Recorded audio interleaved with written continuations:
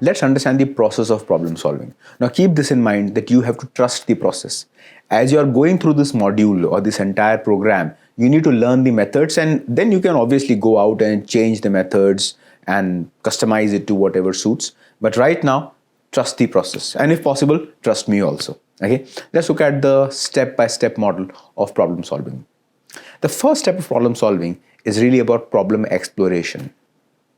Now, how many times does it happen to you that what you understood as a problem was a mere symptom? Think about that for a moment. That you are talking about people not paying attention in a classroom. And do you think it's a problem or a symptom? If you think it's a problem, then you will try to attack the problem by penalizing them or maybe by creating more exciting content, etc. But if you think of it as a symptom, then and only then you will try to really investigate. And that is where problem exploration is very, very critical, and you have to really spend a lot of time into that particular stage of problem exploration. The caveat here is, however, that when you are trying to understand the problem, don't try to generate ideas. Because the saying goes that the moment you start solving the problem, you have stopped thinking about the problem. So spend a considerable time in understanding the problem, because the problem fully understood is half solved. That is where I'll go back to the great saying by Abraham Lincoln. And Abraham Lincoln said that if I had 6 hours to chop down a tree, I spend the first 4 hours sharpening my axe. So I have to really sharpen the axe so that I can chop the tree with the remaining time. So sharpening the axe is all about understanding the problem. And I guess we as Indians have a tendency of jumping to the solution, because we typically think at the surface level. Somebody comes at you and talks about a symptom and you but cannot give advice. You try that, you do this, you meet him. Obviously the person has already tried all those things, and only then the person is coming at you. So don't be a surface level thinker. Be a deep thinker. For example, if I have 8 hours to solve a problem, I would rather spend the first 6 hours understanding the problem. But we don't do that. And in this particular module, I'll tell you about a whole bunch of methods which are available to you from Japanese, from Germans, from all of these people who are extremely good problem solvers and trying to nail the problem down. No rush. And that's where thinking slow is very critical here. Just slow down the thinking. Spend a considerable amount of time in understanding the problem. Okay? So that's your first step, which is called as a problem exploration. The second step is called as solution generation or solution vegetation. Now, once I've understood the problem and prioritized the problem which is worth going after, which is itself a very consuming stage, then and only then you should look at solution generation. Now here is a question. What is more important when you're generating ideas? A few good ideas, or B, a lot of average ideas? Take a moment to answer this. A few good ideas, or B, a lot of average ideas? Now most people would actually go with A, few good ideas. I just need a few good ideas, man. But where do these few good ideas really come from? They come from a lot of average ideas. Just to give you an example, a couple of months back, I was doing a workshop with a company in Coimbatore, Tamil Nadu. The workshop was partly in English and partly in Tamil. Though I don't understand Tamil, but through some mechanism, we had Tamil going. And I enjoyed that thoroughly. And who were the participants? Farmers. So we had farmers who were coconut growers coming in from around Coimbatore, and we had a workshop. And you won't believe that, guys. In about 2 hours with the farmers, we generated more than 550 ideas using the techniques which I'll be telling you in the due course. 550 ideas. Now, do you think I can implement 550 ideas? Obviously not. So to reduce it down from 550 to a manageable size. So what did I do? I took 550 ideas, and through the process of fusing the ideas together, I reduced it to top 50 ideas. Now mind it, I don't go from 550 to 50 by reducing or by removing 500. I go from 550 to 50 by fusing the important ones. Okay? What am I left with? I'm left with 50 ideas. That's your first condition or the first process. The second is I generate ideas and I just take the first 50 ideas. So now you have two options. Option 1, 550 to 50. Option 2, 0 to 50. In both the cases, I have 50-50 ideas. Which one do you think is of superior quality? 550 to 50 or 0 to 50? Absolutely right. 550 to 50, which means quantity results into quality. And that's precisely where most people go wrong. You want good ideas quick. No. The good ideas come by combination of average ideas. And that's why I always say that ideas are like Lego blocks. Suppose I give you one Lego block. What can I do with it? Nothing much. If I give you 10 Lego blocks, then possibly you can create something. But if I give you 100 Lego blocks, how many possible combinations are there? Technically infinite. And that's the reason Lego blocks haven't gone out of fashion.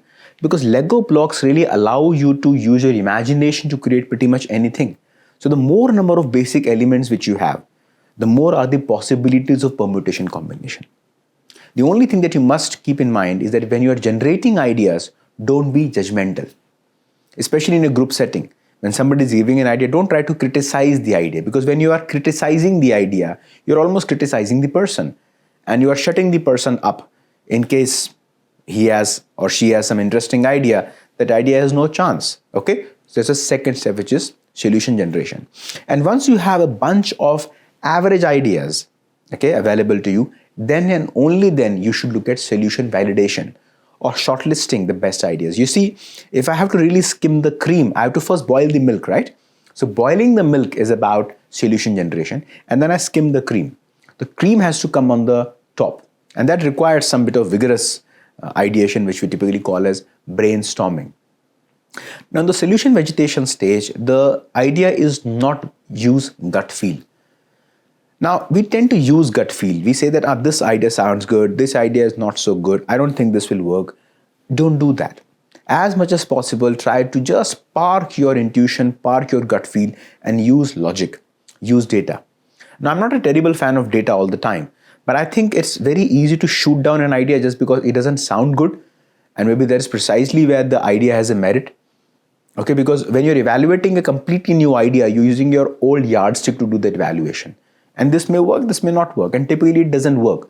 So you need to be able to just hold on. It's a very good idea to corroborate what you are thinking with what somebody else is thinking, sort of triangulate it. Okay. So finally, we have 3 stages. The first is called as problem exploration. The second is called as solution generation, and third is called as solution validation. And the idea is to compartmentalize them. When you're thinking of the problem, don't think of solution. When you're thinking of a solution, don't think of a best solution. Okay? So it's the entire process. So now how do you become an effective problem solver? Now there are 3 tips which I would like to offer to you. The first is listen with intent. Be a good listener. Have you ever gone to a party where somebody has come to you and said that avoid that person? He listens a lot. It doesn't happen, right? Nobody complains that he or she listens a lot. What's the typical complaint? He speaks a lot. Correct?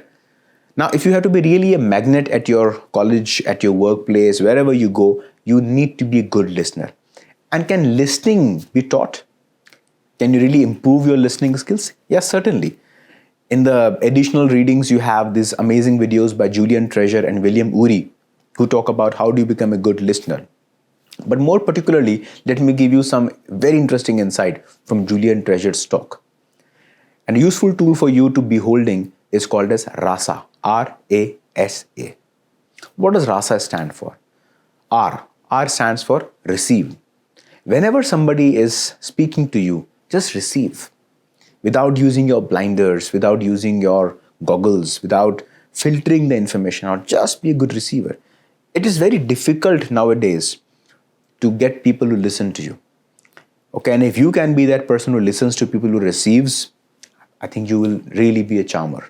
Okay, so that is the receive part of it. Don't be judgmental. Don't try to validate good, bad, ugly. Just receive. Okay. A stands for appreciate. I guess we don't appreciate enough somehow. And this is much more pronounced in the Indian culture, where we think that he's just doing his job. She's just doing her job. Well, maybe she's doing her job. But do you think appreciation would hurt? I don't think so. If I slightly so appreciate that crew which is working with me for this particular video, then they will put that extra effort to go all the way down to make this memorable for you and for me and for everybody around. Now, when somebody is talking to you, how do you appreciate? Appreciation doesn't mean you to agree to her or his point of view. Appreciation means that you are to encourage the person that she thought that you are worth talking to. So how do you appreciate? You say, this is a good point. I didn't think of it that way. I mean, this is an amazing point of view. Appreciate the point of view. You won't lose anything.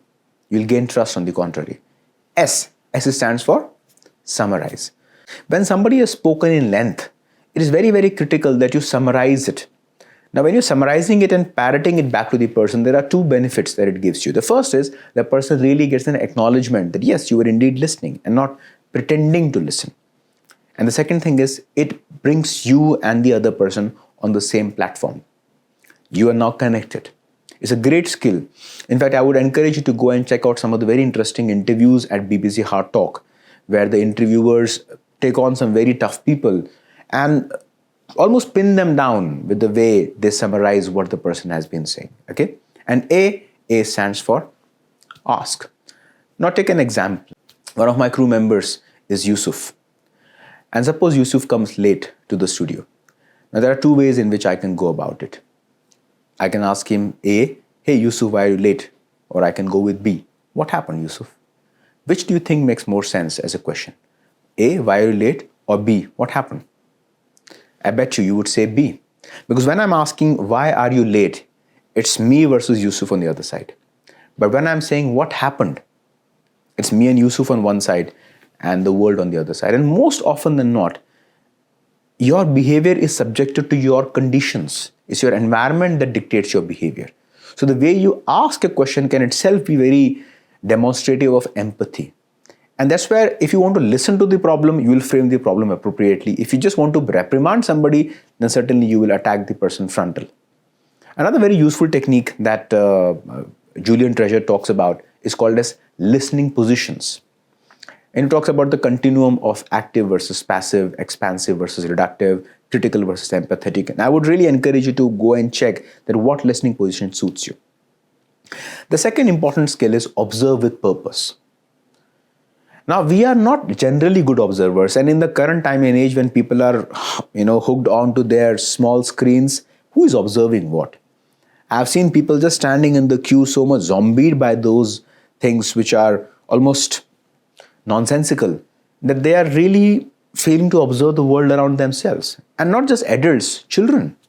I guess they are missing out on a whole childhood because the world is changing around them and they are fixated on something which they have almost no control on. Now, here is a very beautiful video which is coming up next on selective observation skills. It's so amazing video where we talk about how do you get fooled often. I would like you to pause the video right now, go to the link below and check this video out on YouTube. It just will take 2 minutes, but it's very, very transformative. Did you watch the video? What did you observe? Did you observe the gorilla or did you not?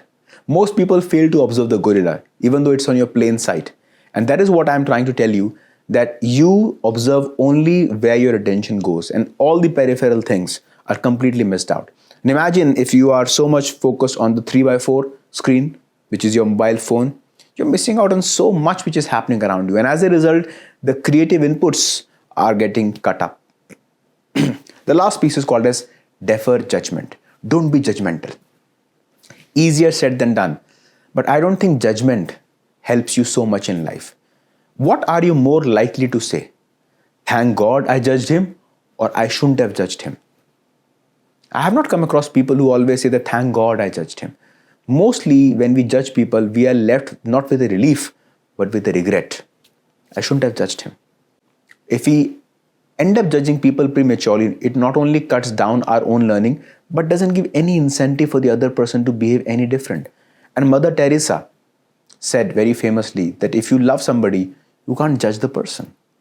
Here's a very interesting story that comes from the stable of Stephen Covey, the author of 7 Habits of Highly Effective People.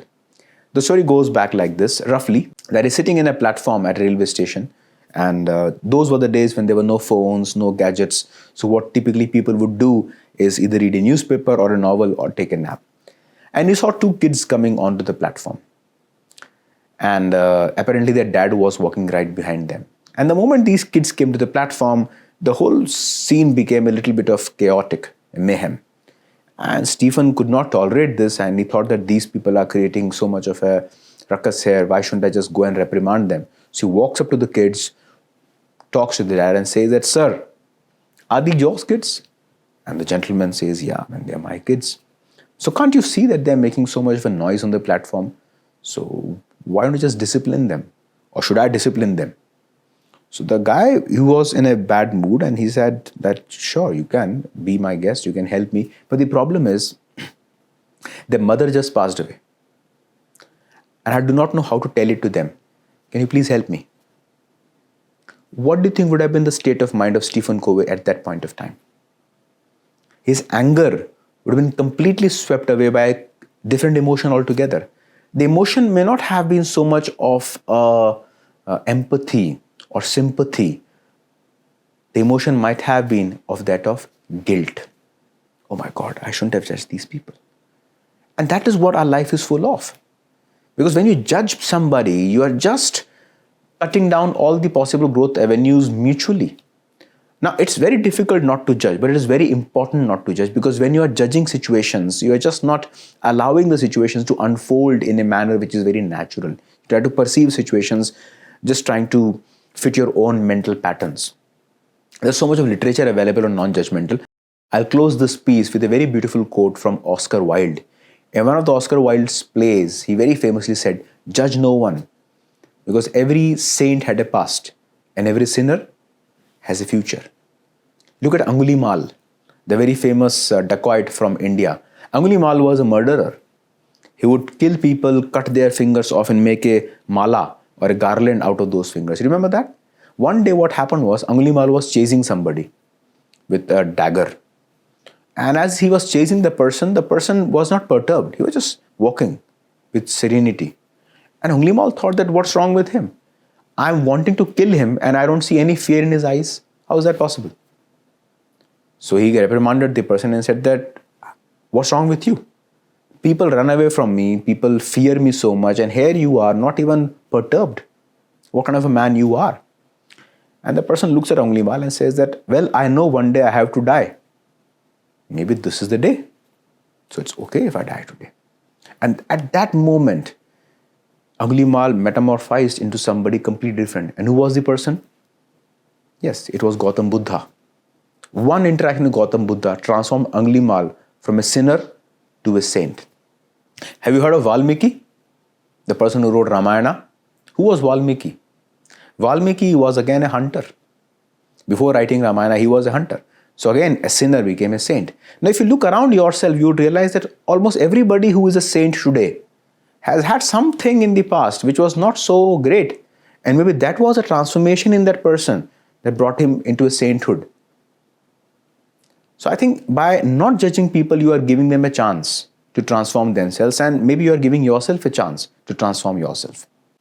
So you see, when you talk about problem solving, instead of straight away going from a problem to a solution, which is a linear way of thinking, you first have to create possibilities, which we call as divergent thinking.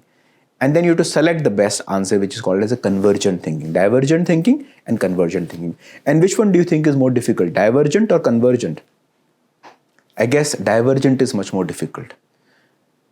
And I think the problem that is happening to us is that throughout our schooling, throughout our education, and maybe even our living, we have been always tested on convergent thinking.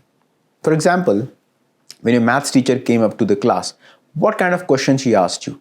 Most likely the question that she asked is, what is 5 into 2? And after a pause of 1 or 2 seconds, the entire class erupts saying 10. And the teacher says, very good.